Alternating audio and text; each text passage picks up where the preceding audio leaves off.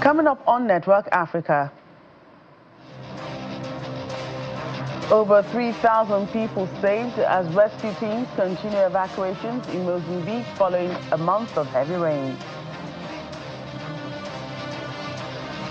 The United Nations raises alarm on growing impact of drone attacks in North Kordofan state as Sudan's conflict intensifies.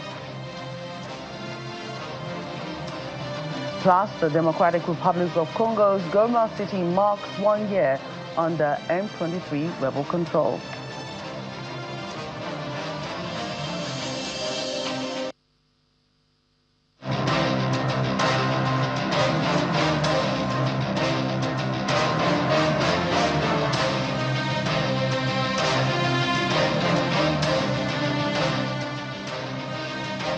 We start from here in Nigeria. Officials of the Lagos State Traffic Management Authority have cleared 2 trucks involved in a multiple vehicle crash which claimed 1 life on Otedola Bridge axis along the Lagos-Ibadan Expressway earlier today.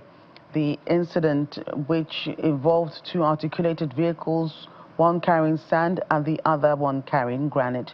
Both vehicles reportedly collided while struggling for right-of-way, causing severe traffic disruption. The driver of the sand-laden trailer was trapped in the wreckage and later died after being rescued and taken to the General Hospital in Ikeja, while the second trailer driver was rescued unharmed by emergency responders from LASMA and Lasambus.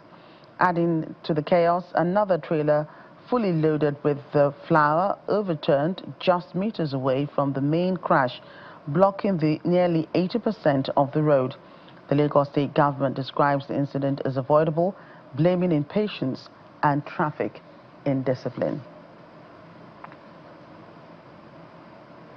And now we're in Mozambique, where rescue operations are continuing in the southern region, where severe flooding has left hundreds of thousands of people affected, prompting large-scale evacuations now entering a 6th day.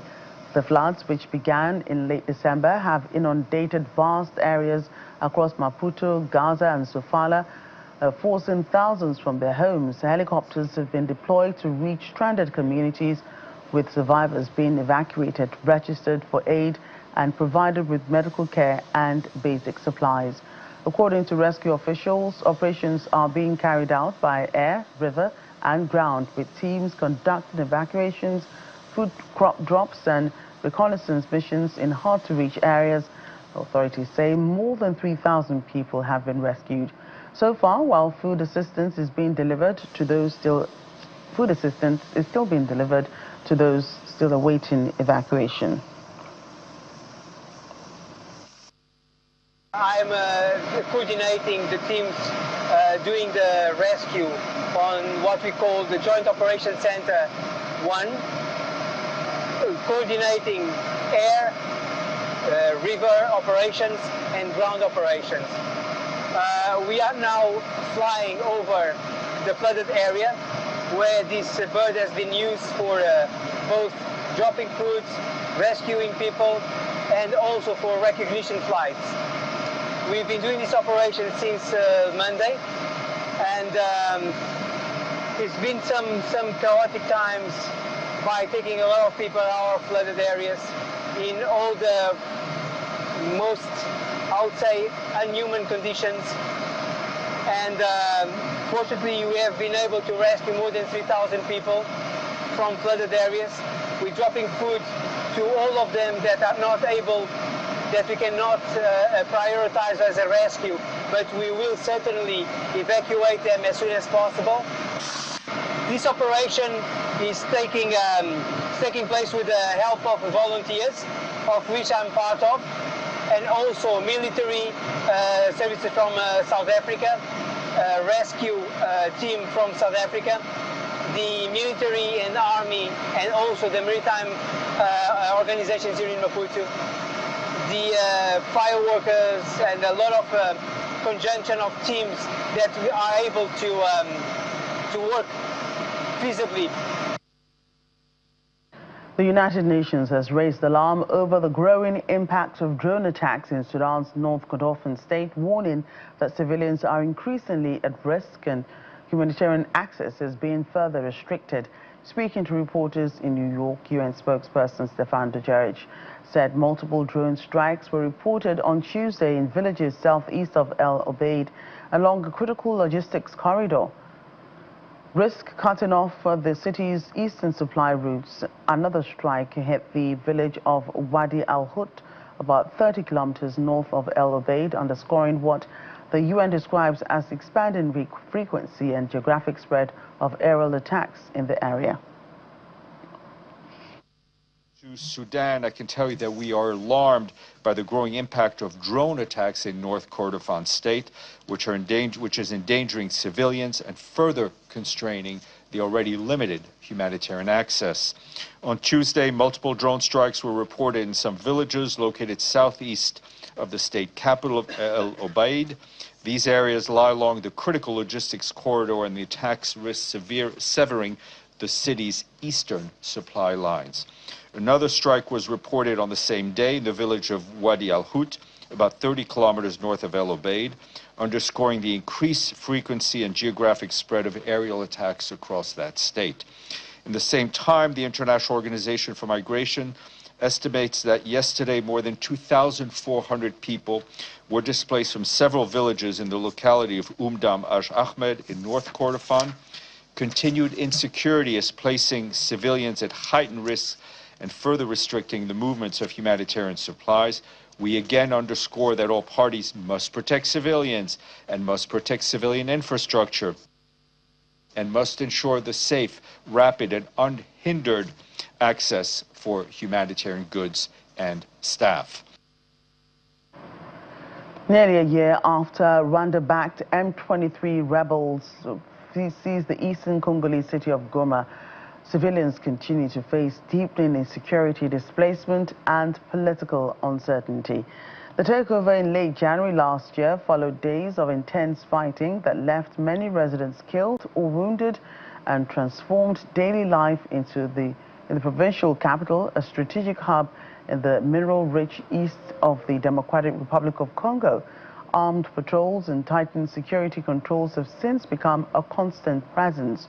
Residents and human rights groups report forced civilian transfers from surrounding areas alongside ongoing military operations targeting groups deemed hostile by M23, further straining the already limited public services. The Congolese government accuses Rwanda of backing the rebel group, a claim Kigali denies. M23, for its part, says it's fighting for political reforms and the implementation of past peace agreements, rejecting accusations that it's acting as a proxy force. And Central African leaders are gathering in Brazzaville for the annual summit of the Economic and Monetary Community of Central Africa, known as CEMAC, as the region faces mounting economic and financial pressures. The high-level meeting brings together heads of states from across the bloc to assess Central Africa's economic outlook and review efforts to strengthen regional cooperation. Congo's President Denis Sassou Nguesso, who is hosting the summit, urges leaders to take decisive action and calls for stronger support from international financial institutions and development partners. His remarks come as the International Monetary Fund issues urgent warnings over the region's financial stability, citing rising debt, persistent conflicts, natural disasters, and a worsening humanitarian situation. Delegates are also reviewing progress on the key economic reforms agreed at previous summits, with CEMAC officials announcing plans for a comprehensive regional assessment ahead of the upcoming IMF and World Bank meetings.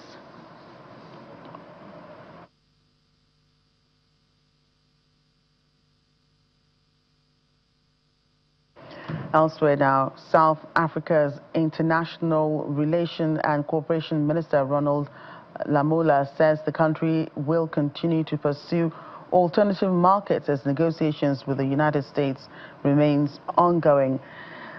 Briefing the media on the sidelines of the World Economic Forum in Davos, Switzerland, The minister urges South Africans to prepare for the challenges that may come with shifting trade dynamics, stressing the need for resilience during the transition. His comments come as South Africa positions itself to strengthen global partnerships and amid economic uncertainty.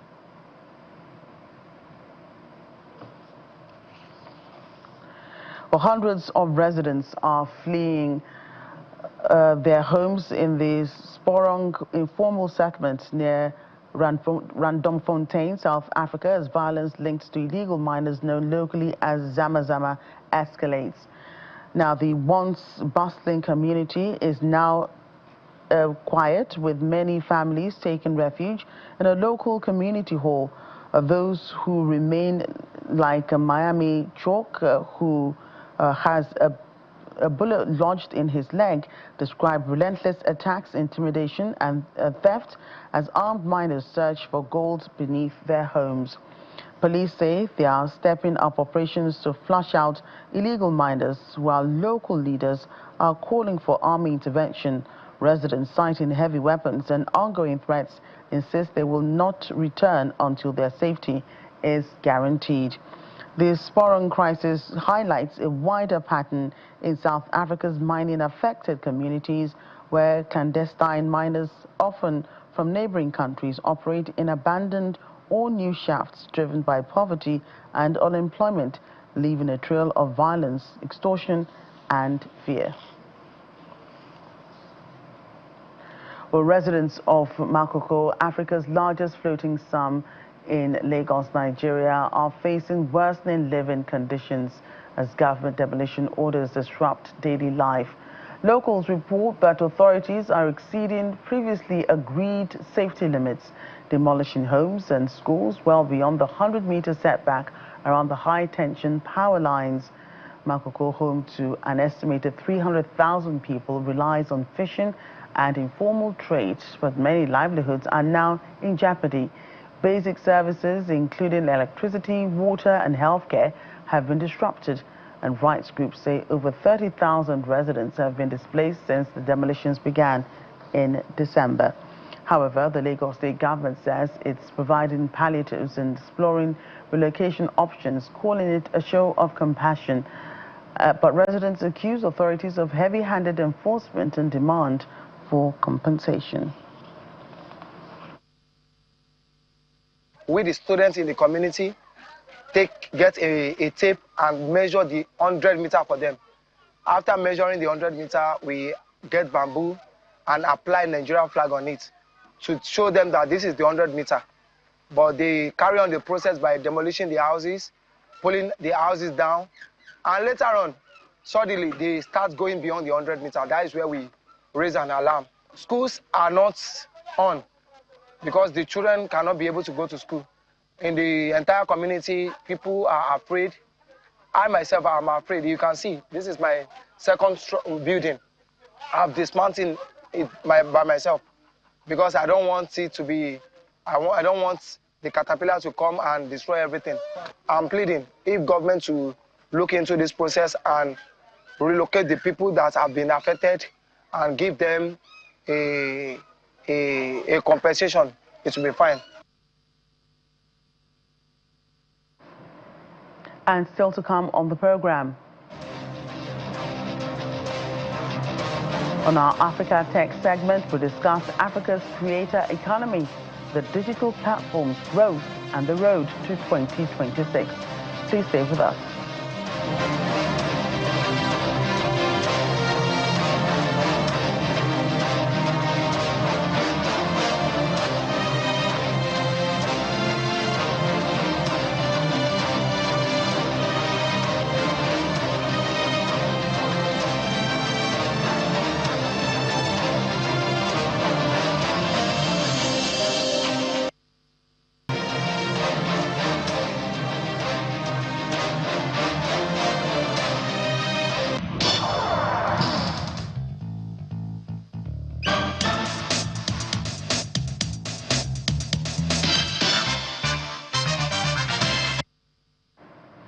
Welcome to our Africa Tech segment. Africa's digital economy is entering a new phase, one where skills, knowledge, and creativity are becoming powerful economic assets. Across the continent, digital and creator-led jobs have grown more than 7 times, reshaping how people work, learn, and earn, from online education and digital products to community-driven platforms. Creators are building businesses that operate beyond traditional employment structures. But what exactly is driving this rapid growth? What changed in 2025 to accelerate the creator economy? And what does the outlook look like for 2026? Today's conversation on Africa Tech explores the forces shaping the continent's creator economy, the role of digital platforms, and what must happen next to unlock sustainable growth. Well, joining us now is Douglas Kennison, CEO and founder of Seller, for more discussion on this. Thank you for joining us on the program. Hi, Joker. Thank you so much for having me. It's really a pleasure to be here. Yeah, right. So Africa's creator economy has grown rapidly in recent years. What key factors are driving this growth across the continent? I would say quite a number of things, actually. So I think, for one, a lot of Nigerians and a lot of people have just really stopped waiting for permission and just started creating and monetizing their knowledge. I think that's something that we didn't have before. A very cliche answer would be that there's been a lot of internet and smartphone penetration over the years, and it's only just gotten better because more people have access to the internet, more people have smartphones, and they can go on the internet. And unlike before, I think a very big factor now is that people see the internet as not just like a place to consume Reels and TikToks, but also a place to earn and build a livelihood. And then the last thing I probably would add is, when you think of the past, I think a lot of our parents, the reason why they sort of wanted us to be doctors, wanted us to be engineers, wanted us to be lawyers, is because that's really all that they saw across board everywhere. And the beauty of this is, right now, I think with the growth of social media, with a lot of the things that we see, I think now a lot of people are aware that I can actually build a career on social media. I can actually build a livelihood on digital skills. And I think that's really some of the biggest things. And the last I would say would be, now more than ever, I mean, if you're living in Nigeria, and even if you're not living in Nigeria, there is need to grow your revenue, diversify your income, and this is one of those. I wouldn't even particularly call it a low-hanging fruit, but it's definitely one of those things that people can do to diversify their income today. So yes, those are things I would definitely point as the key factors that have been driving growth on the continent. Right. Looking back at 2025, what major shifts did you observe? I think, so I'll give you an example. A lot of the growth, especially for the Nigerian creator economy, and I would use us as a company, Seller, sort of started around COVID. So pre-COVID, a lot of people, a lot of businesses did their things online, were very offline. And I think from COVID, everybody sort of had to be online. And that really helped. And I think over the years, it's more people have just moved oh, this is that thing I do on the side, to now this is a business that I really want to push. A lot of people have also just moved from, so I'll give you an example. A lot of people have also moved from the general oh, I'm creating content and I'm waiting for brand deals to come, and that's how I make money, to now creating products that people will consume. I'll give an example. There's a very popular creator. I think his name, no, I don't think. His name is Egungu. He does a lot of these interviews. And last year he released an ebook on Seller, which did really well, where he really is sharing tips on how to run a business and sharing all the tips and things that he knows. And these things have sort of helped a lot in the long run. And even majorly, I would also say it's also a function of the fact that people have realized that oh, my skill, the work that I do here is not just for Nigeria. It's stuff that can go abroad. So a lot of people are now trying to move their things abroad. And maybe lastly, it's just people thinking of themselves as businesses and entrepreneurs. I think I said that earlier, but yeah, I think now everybody is now aware that hey, this is a business and I'm going to do this. Yeah. And digital and creator-led jobs have reportedly grown over 7 times. Why now, and what does this mean? What does he say about the future of work in Africa? That's a really good question. Interestingly, traditional jobs can keep the pace of our population right now. Traditional jobs are also just not catering. A lot of people are graduating and a lot of people do not get the jobs that they actually want.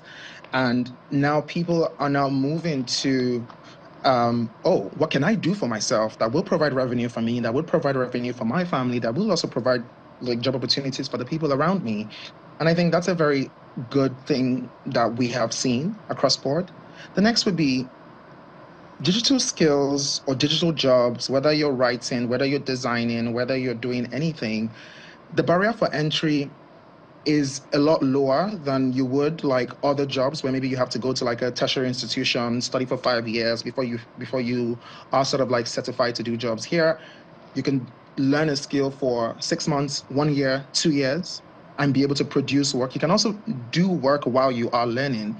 You can also do this while you're doing other jobs. And I think that really has helped with the growth over the years. And lastly, I think a lot of people just really want autonomy of their time. A lot of people don't want to go to an office, sit in somewhere for like all day. And I think all of those jobs are very necessary because we need those jobs to keep our economy running. But even now, more people really want economy of their time, really just want more income. And this has sort of driven a lot of the growth over the years. And what are policymakers, investors, and regulators currently missing about digital creator platforms and their economic impact? I'm smiling because I think they're missing a lot. I think they're missing a lot.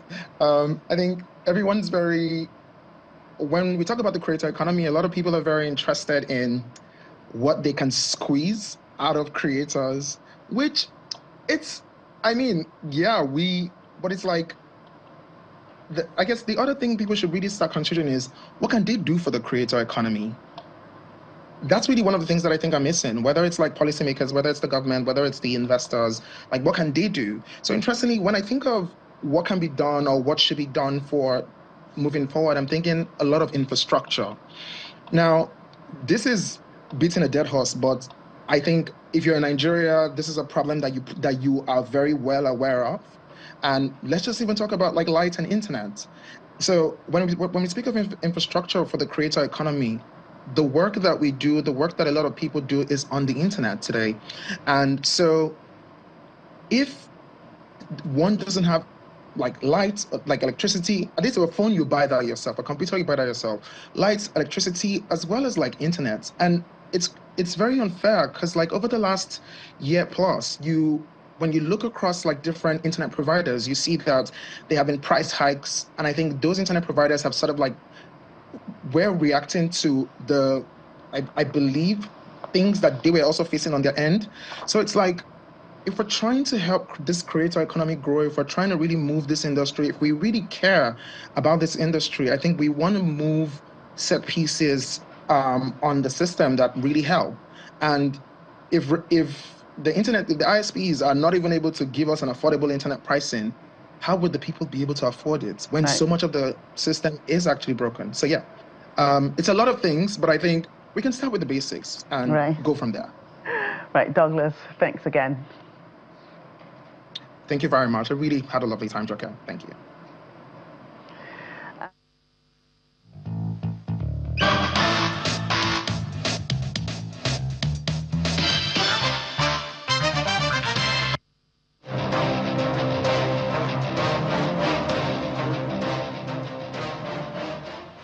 And as we end the program for today, here's a fun fact about the continent. Did you know that Chad, officially the Republic of Chad, is a landlocked nation in Central Africa, often called Dead Heart of Africa due to its arid climate and distance from the sea. It's the 5th largest country on the continent with a population of over 19 million people. That's Network Africa. Thank you for watching. I'm Joker Rogers.